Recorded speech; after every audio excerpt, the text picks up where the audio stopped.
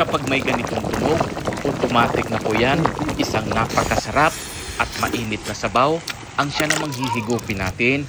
At kung paano nga po ito lutuin ay panoorin nyo mga idol ang buong video at samahan nyo ako na magpakabusog ito sa ating napakasarap at mainit pa na ulam. At sa araw nga po na ito mga idol, dahil kakaulan at siyempre pagkatapos ng ulan ay naisipan ko nga po na magluto ng ulam na pwedeng gamot sa malamig na panahon, kagaya na nga po nitong ating lulutuin ngayon na ulam. Una nga po mga idol ay hinugasan ko lang ng malinis na tubig itong karne ng baboy. Siyempre naghiwa na rin ako itong mga rikadong pansahog dahil pakukuluan muna natin itong ating lulutuin ngayon na ulam.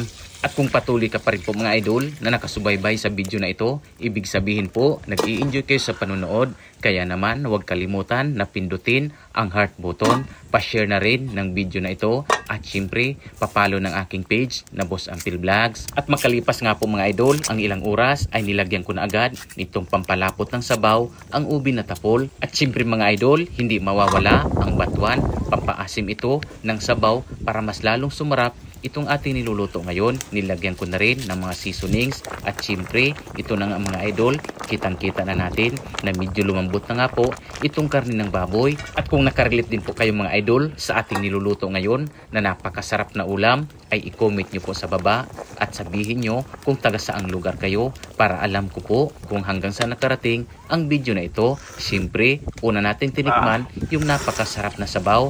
Medyo maasim nga ito mga idol at may kunting anghang. Kaya naman, mabubusog talaga ngayon ang ating kainan.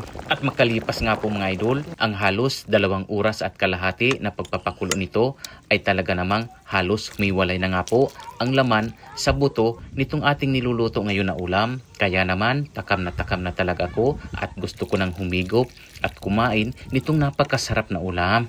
At sa wakas nga po mga idol ay natikman ko na rin itong ating medyo maasim at maanghang na sabaw at napakalambot ng karne na niluto natin ngayon. Kaya perfect talaga ito sa maulan na panahon. At kahit nga po medyo malamig ang panahon mga idol ay talaga namang lumabas talaga ang pawis ko sa kakahigop nitong mainit na sabaw. Kaya naman shout out dyan sa aking mga followers, lalong lalo na po kay Erwin Pipito, Adil Monte Alto na patuloy na nagsishare at nanonood sa aking mga video. Shout out na rin kay Ma'am Carmen Garcia from Bicol, Victoria Gonzalez, OFW from USA, Albert Castillo from Caloocan.